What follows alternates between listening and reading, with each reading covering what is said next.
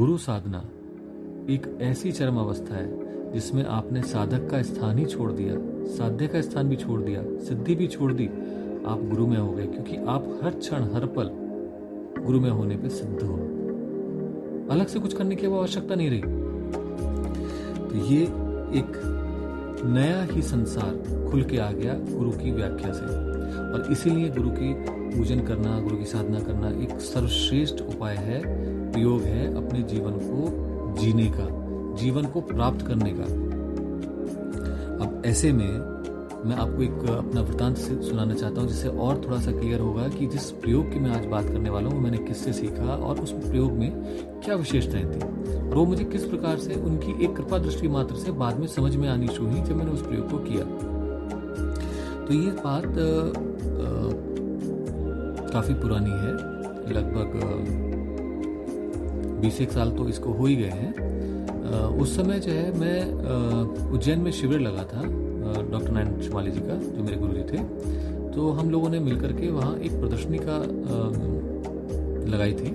इसके अंदर रेयर तांत्रिक मटेरियल था, कुछ रिसर्च थे, पेपर्स थे, कुछ ऑब्जर्वेशन थी, कुछ ऐसी साधना पद्धतियाँ थी जो बड़ी मुश्किल से या दुर्लभ थी, जिनके बारे में जो है समझना या जानना भी हर एक की इच्छा रहती है।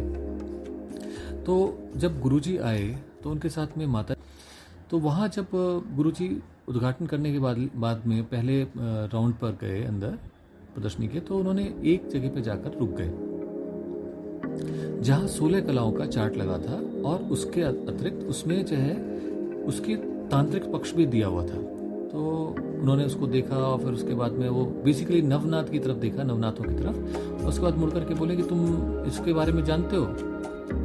तो मेरा उत्तर जो शिष्य सुलभ होगा वही था कि आपने इनसे परिचय तो करा दिया, अब इसका ज्ञान भी आप ही को देना पड़ेगा। तो वो हंसने लगे, मुस्कुरा करके पलटे, फिर मेरे को देखा। उनकी आंखों में एक अजीब सी लपक थी, चमक थी, लेकिन मैं तब समझ नहीं पाया। बिल्कुल ऐसे ही समझिए जैसे कि आप अगर कभी किसी साइकिल से चल रहे हो और सडनली गिर गए तो आपको पता नहीं चलता कि चोट कितनी गहरी आई है, आप उसके बाद में साइकिल उठाते हो और चले आते हो। तो मैं भी उसी प्रकार से उनको आगे और कई जगह वो रुके, कई नई चीज़ें उन्होंने बतलाई, उन सब में लगा रहा। और उस कार्यक्रम के समाप्त होने के बाद में मैं अपनी साधनाओं को जैसे कर रहा था, तांत्रिक साधना वो करता रहा। धीरे धीरे समय रहने पर वो एनर्जी जो गुरुजी ने उस दिन प्रदान करी थी अनफोल्ड होना शुरू हुई, और वो तांत्रिक गुरु पूजन के वो पक्ष जो कि समझ में आने चाहिए ताकि वो पूर्ण हो सके, वो स्पष्ट होने शुरू हो गए। अब मैं आपको कुछ उसके पक्ष बताता हूँ, जिससे आपको भी लगेगा कि कितना सरल और कितना सहज है हमारे यहाँ पर सभी साधनों को, प्रयोगों को करना और अपने जीवन को संवारना। फिर भी हम दुरू राह चुने जिस पे ज़्यादा कष्ट हो, कंठ का कीर्ण हो, तो वो तो हमारी चॉइस है। तो अब इस गुरु तांत्रिक पूजन के बारे में क्विकली आपको बताता हूँ, जल्दी से बताता हूँ थोड़ा सा। तो गुरु साधना में, गुरु तांत्रिक पूजन में सबसे पहले गुरु मंडल को एक बार उसका रिसाइटेशन होता है, श्रीनाथ आदि गुरुत्रयम गणपति पीठत्रयम पूरा बोला जाता है, और उसके माध्यम से अपने शरीर में उस गुरु मंडल को अनुभव किया जाता है। और जब गुरुमंडल अनुभव हो जाता है तो फिर क्या करते हैं? तो फिर सरल है, फिर तो सिंपल सा है कि गुरु का पूजन करना होता है, ध्यान करना होता है, और उस ध्यान के बाद में हमारे शरीर में जो 3 केंद्र हैं, एक है हमारा क्रिएटिविटी का केंद्र गोनेट्स, दूसरा हमारा इमोशंस का केंद्र हृदय, तीसरा हमारा मस्तिष्क विचारों का केंद्र। तो ये तीनों केंद्रों में हम अपने गुरु को स्थापित करते हैं। अब ये एक बहुत ही श्रेष्ठ प्रयोग है, क्योंकि यहाँ पर गुरु, परम गुरु और परमेश्वरी गुरु तीनों की स्थापना हो जाती है। यानी कि तीनों जगह पर जो मैंने अभी तीनों बिंदु बोले, बैलेंस, रस और साधना मतलब सिद्धि, तीनों प्राप्त हो जाती है। इसकी स्थापना हो जाती है गुरु की। जब ये स्थापना हो जाती है तो उसके बाद में हम नाभि को ऊर्जस्वित करते हैं, कंद को जागृत करते हैं, और कंद को जागृत करके, ये उसमें मंत्रात्मक प्रयोग में नहीं लिखा जाता क्योंकि तंत्र का भाग है, योग तंत्र का। तो उसको कंद को एक्टिवेट करने के बाद श्वास प्रश्वास के माध्यम से जागृत कर उसकी ऊर्जा को सर्कुलेट किया जाता है। और वो जब सुषुम्ना में प्रवेश करती है तो वो मूलाधार, स्वादिष्ठान, मणिपुर, अनाहत, विशुद्ध और फिर सीधे क्राउन यानी सहस्त्रार में चली जाती है। अब आप इसमें कहेंगे आज्ञा बीच में आता है, वो कहाँ रह गया? तो वो होता ये है कि जिस समय सुषुम्ना हमारे सर में प्रवेश करती है तो मेडुला से 2 पार्ट में डिवाइड हो जाती है, एक आगे से घूम के ऊपर पहुंचता है और एक पीछे से। तो जो मैं अभी मार्ग बताया वो पीछे से सीधा क्राउन में पहुंच जाती है। अब क्राउन में पहुंच गई तो वहां जो है महामृत्युंजय शिव हर समय अमृत कलशों को भर भर के दोनों हाथों से, चारों हाथों से अपने ऊपर उंडेल रहे होते हैं। ये सारे यूनिवर्स से कनेक्टेड है हमारा क्राउन, ब्रह्मांड से पूरा जुड़ा पड़ा है। तो वो जो ब्रह्मांड के अंदर की सारी ऊर्जा है और हमारे अंदर जो महामृत्युंजय का प्रताप है, उसके माध्यम से ये अभिषेक, ये जल नीचे की तरफ प्रवाह करना, बहना शुरू होता है और बह करके ये 9 चरणों में हमारे आज्ञा तक पहुंचता है। किस प्रकार से? जैसे उन्मनाकाशानंदनाथ, समनाकाशानंदनाथ, व्यापकानंदनाथ, शक्ताकाशानंदनाथ। अब ये क्या है? ये बेसिकली 9 नाथ हैं और ये शिव के रूप हैं और इनके माध्यम से एक एक चरण में ये वाटर, जल, ऊपर से नीचे अभिषेक, अमृत का अभिषेक होता है। और इससे जब ये अभिषेक होता है तो इसके माध्यम से ऐसा समझिए कि जैसे एक बिजली का तार, उसके चारों तरफ जब आप फिलिंग्स डालते हैं, आयरन फिलिंग्स, तो वो एक सर्कुलर रूप ले लेती है, एक बिल्कुल ऐसा लगता है जैसे सर्कल सा बन गया हो। ऐसे ही यहाँ पर जो हमारे सर का सर्कल बना हुआ है उसके अंदर एक त्रिकोण की अभिव्यक्ति होती है, उसे बोलते हैं अकथ, अकथ त्रिकोण।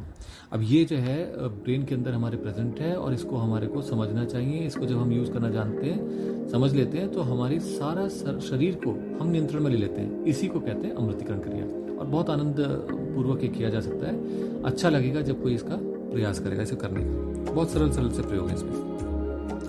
तो जब ये अकथ त्रिकोण जागृत हो जाता है तो फिर क्या होगा? इस अकथ त्रिकोण के तीनों केंद्रों पे, जो कि कंट्रोल टावर्स हैं, हमारे नीचे के तीनों बिंदुओं को, जिसके 3 गुरुओं की जिनकी हमने बात करी थी, उन्हीं का यहाँ पर हम पुनः पूजन करते हैं। स्वयं गुरु का पूजन करते हैं, परम गुरु का पूजन करते हैं, परमेष्ठी गुरु का पूजन करते हैं और तीनों का पूजन करने के बाद में उनको कनेक्ट करते जाते हैं साथ ही साथ। मतलब कहाँ से कनेक्ट कर दिया हमने? हमारे देह में भी ये 3 बिंदु थे और हमारे मस्तिष्क में भी ये 3 बिंदु हैं।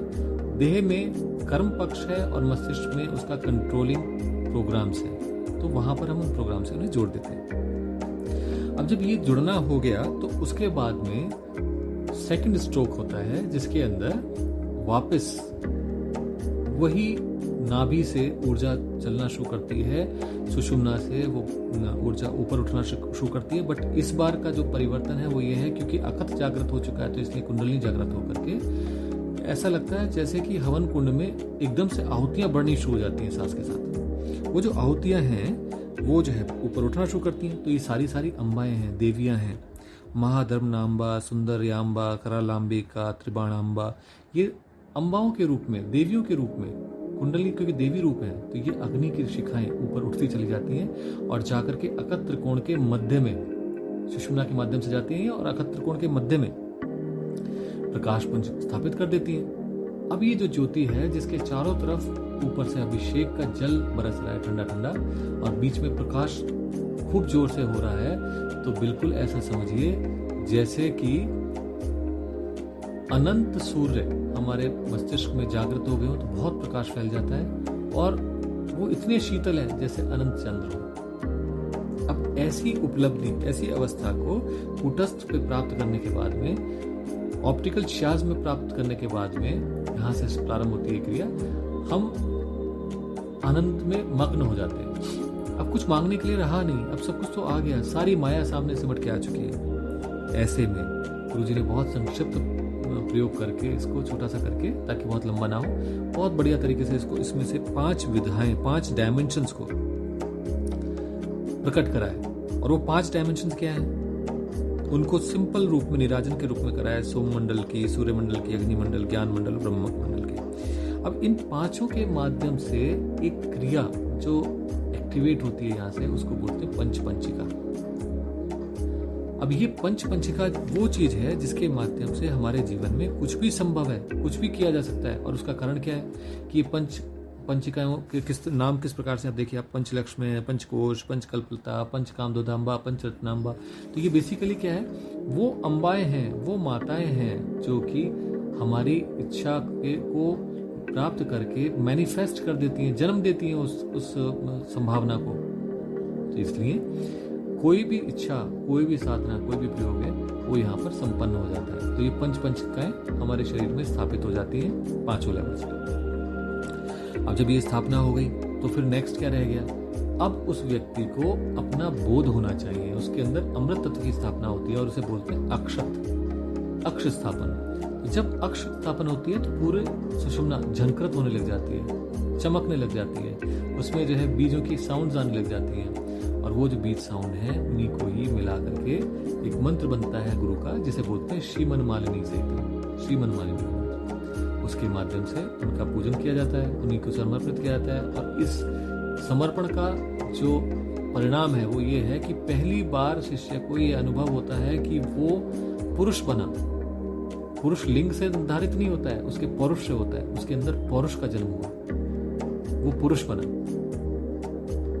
वो स्टिलनेस उसके अंदर आने लग जाती है जो उसको आवश्यकता होती है, जो उसकी साधना पर उसे अग्रसर कर सके। तो ऐसी प्रक्रिया के बाद गुरु का स्तोत्र करते हैं, प्रणाम करते हैं, उनको समर्पित करते हैं इस साधना को।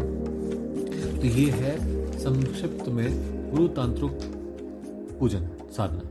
आज का दिन अत्यंत विशेष है। क्यों? क्योंकि आज के दिन हमारे प्रयासों से ज्यादा गुरु हमसे जुड़ने का प्रयास करते हैं। आज हमें सिर्फ अपनी तरफ से समर्पित होकर के इस प्रयोग को एक बार मात्र कर लेना है। अपने आप ही आप देखेंगे कि 5 मिनट भी नहीं लगेंगे, 10 मिनट भी नहीं लगेंगे, आपके अंदर एक अजीब सी खुमारी, एक अजीब सी आनंद की सी स्थिति, एक अजीब सी शीतलता, शांति सी आने लग जाएगी। एक बैलेंस स्थापित होने लग जाएगा। आप बाहर के काम भी करेंगे अपने शरीर के, सारा खाना खाएंगे, चलेंगे फिरेंगे, नौकरी करेंगे, सब काम करेंगे, बिजनेस करेंगे, सब कुछ करेंगे, लेकिन साथ ही साथ अपने अंदर कुछ परिवर्तन, कुछ टूटता हुआ सा महसूस होगा, कुछ जुड़ता हुआ सा महसूस होगा। और यही है गुरु तांत्रिक पूजन। किसी को बहुत जल्दी इसका अनुभव हो सकता है अगर उनमें शिष्यत्व पूरी तरह जागृत है, किसी का शिष्यत्व कम है, यानी कि शिष्यत्व की भावना से नहीं कर पा रहे हैं, सिर्फ साधना की लालना से कर रहे हैं, तो हो सकता है उन्हें समय लगे। बट ये एक ऐसा प्रयोग है जिसके माध्यम से आप उन साधनाओं के से परे हट गए। अब आपको सब कुछ, आप उस लेवल पर हैं जहां पर आप साधक के सामने साध्य प्रकट कर सके, आपके अंदर स्वयं के अंदर गुरु तत्व प्रस्फुटित हो सके। इसलिए आइए मेरे साथ गुरु को प्रणाम करते हैं और आप इसके बाद इस प्रयोग को करने के लिए बैठेंगे। श्री गुरु चरण कमलेभ्यो नमः।